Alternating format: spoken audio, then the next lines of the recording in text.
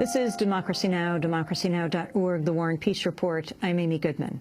In this Gay Pride Month, we turn to a new controversy surrounding Republican presidential hopeful Mitt Romney's position on gay rights. Today's Boston Globe reveals while Romney was governor of Massachusetts, his administration blocked the publication of an anti-bullying report because it contained the words bisexual and transgender.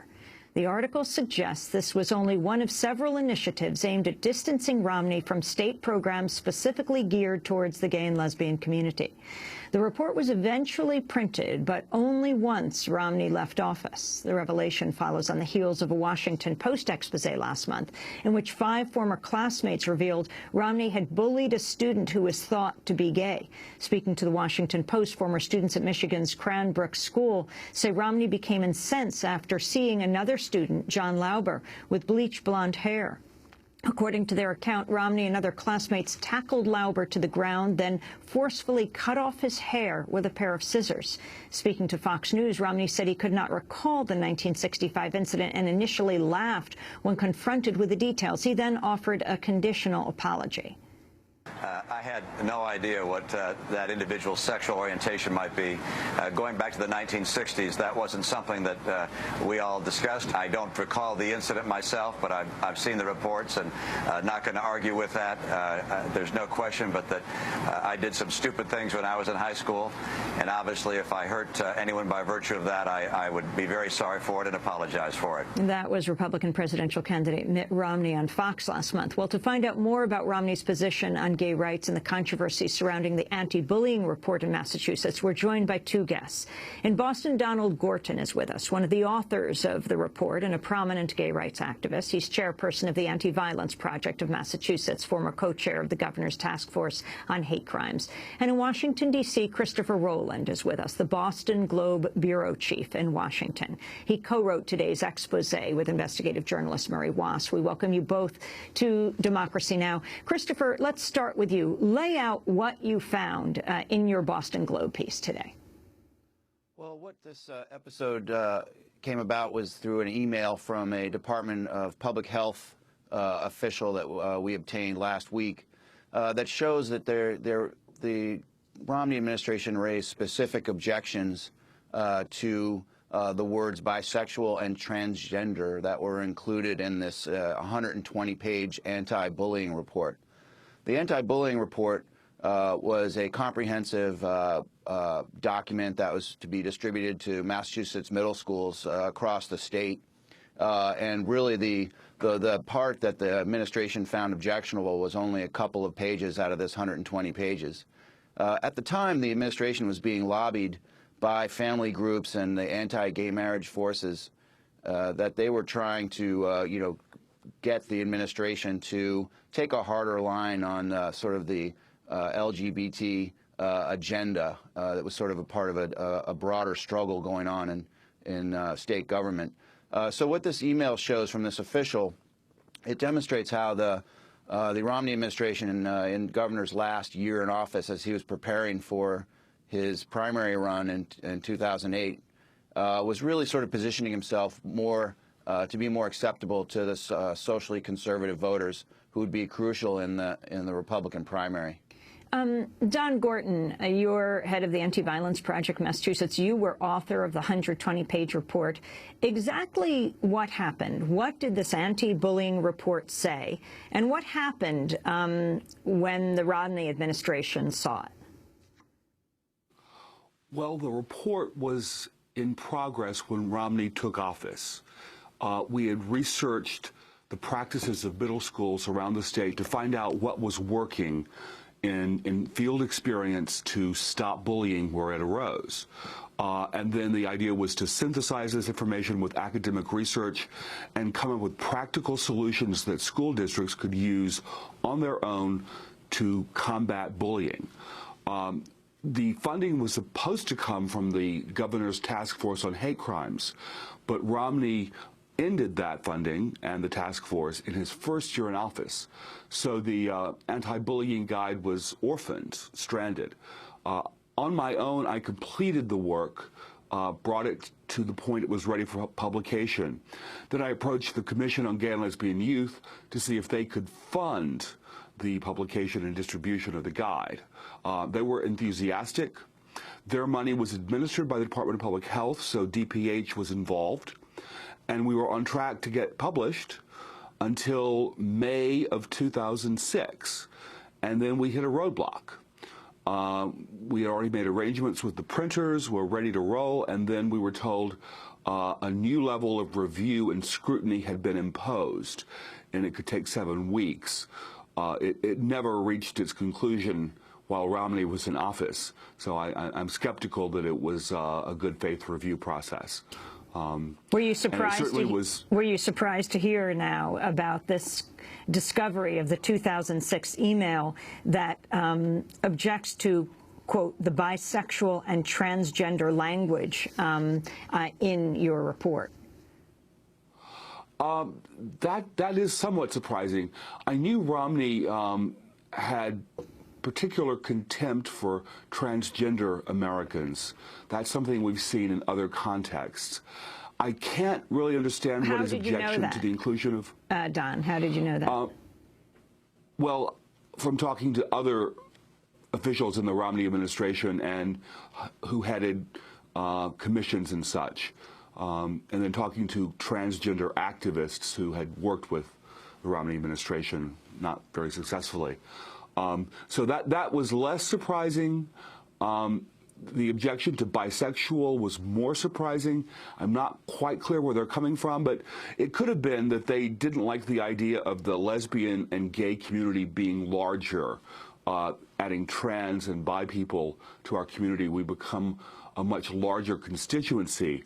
And that might represent a political threat, and it certainly is something that Romney's religious extremist supporters would object to. So to appease them, I imagine Romney dropped these hot button words and avoided doing anything that seemed like he was acknowledging the existence of, the LGBT community. Christopher Rowland, you write about a highly publicized incident in May 2006 when Romney threatened to shut down the Governor's Commission on Gay and Lesbian Youth. Right. So the contextual backdrop to this whole issue is that, the socially conservative community objects to sort of, the mainstreaming of language that around gay issues. They think that if these words of bisexual and transgender are introduced into schools, that somehow that acknowledging that somehow would actually encourage the youth to become gay or lesbian. So there's sort of that's kind of the backdrop of their lobbying. So the other thing that was going on at this time was that just a few days, about 10 days before this email was written, and they basically stymied the anti-bullying report, the governor had taken a very highly public step of threatening to shut down the Gay and Lesbian Youth Commission in Massachusetts. And that story did land on the front pages at that time.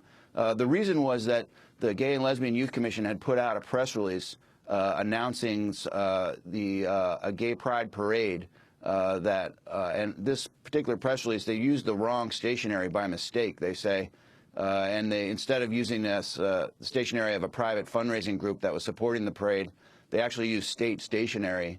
And so the governor's name and the lieutenant governor's name was on this stationery, and this set off quite a controversy in the corner office of the State House. And Romney immediately, through his chief of staff, immediately threatened to shut down the commission. After there was a big hullabaloo that afternoon, they quickly backed off. But then subsequently, 10 days later or so, the email came from the Department of Public Health saying we're putting a stop to the anti-bullying report because it contains the words bisexual and transgender.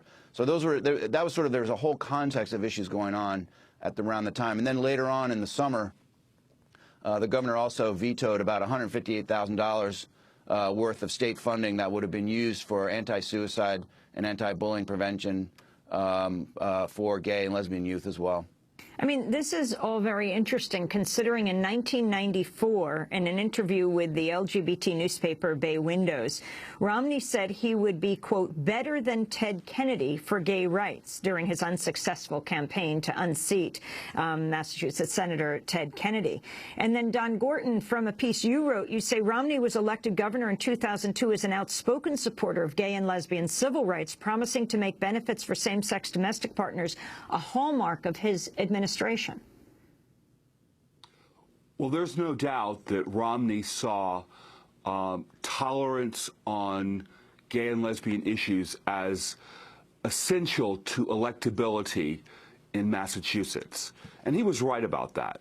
The National Republican Party's distaste for gay people does not play well in the Bay State. And Romney sought to distance himself as a more moderate, tolerant individual. And it didn't work against Kennedy. It did work in 2002. He was elected governor on promises that he would be a defender of gay rights and socially moderate. But in 2005, he decided he was not going to run for re-election as governor of Massachusetts, and he cast his eyes on the White House. And the Republican primary electorate that chooses the presidential nominee of that party is about as far removed from the Massachusetts general election electorate as you can imagine. Very staunch anti-gay activists play a disproportionate role in that Republican primary process. So the political imperatives of getting Romney elected went into reverse. Now he had to prove that he was a defender of so-called traditional values and an opponent of anything that could be labeled homosexual recruitment or promotion of homosexuality in schools. And the religious right, the religious extremists who involve themselves in politics view anti-bullying efforts that include or mention LGBT people as encouraging students to take up a homosexual lifestyle. Eliminating bullying supposedly turns people gay. That's the strange logic that Romney was responding to because it carried some weight in the Republican primary process. Last month, a spokesperson for Mitt Romney resigned after opposition from far-right religious groups over his gay sexual orientation. Richard Grinnell was hired in April, sparking immediate calls from evangelical groups for his dismissal. I want to just turn to a clip of Romney on Fox and Friends discussing Grinnell's resignation. Well, we wanted him to stay with our team. He's a very accomplished spokesperson, and we select people not based upon their ethnicity or their sexual preference or their gender, but upon their capability. He was a capable individual. We're sorry to have him go, and actually a whole series of the senior people on my team and my supporters called him and encouraged him to stay, but he expressed a desire to move on, and I wish him the very best. That was Mitt Romney. Don Gorton, a final comment on Grinnell's resignation, but also on why the issue of bisexuals and transgender people is especially important in a report on anti-bullying. Well, it's clear that Mr. Grinnell had his wings clipped by the Romney campaign. In early May, foreign policy was a subject of significant discussion in the presidential race, and Grinnell was kept out of the loop. He was not representing the Romney campaign. He did not have input.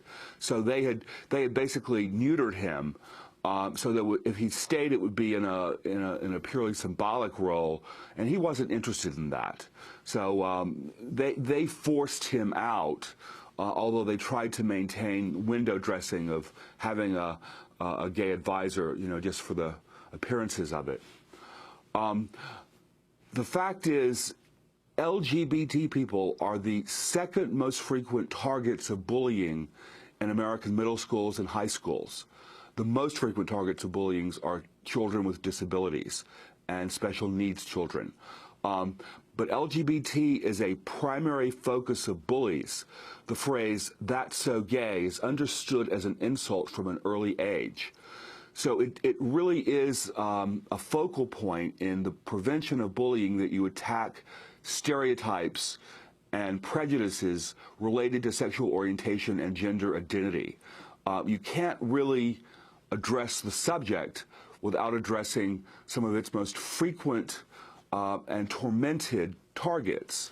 And of course, in 2010, we saw a wave of gay teen suicides linked to bullying that suddenly achieved publicity.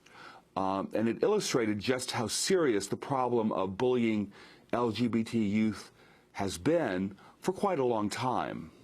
I want to thank you both very much for being with us. Don Gorton of the Anti-Violence Project of Massachusetts, author of the 120-page anti-bullying report, which was not printed and distributed until after Romney left as governor because it mentioned the words transgender and bisexual. Christopher Rowland, thanks so much for joining us, co-author of the piece in today's Boston Globe called "No Mention of Bisexual Transgender Under Romney." He co-authored that piece with Mary Wass. This is Democracy Now!, democracynow.org, The War and Peace Report. When we come back, New York has reached its highest level yet of homeless people. We'll talk about what's happening in this city.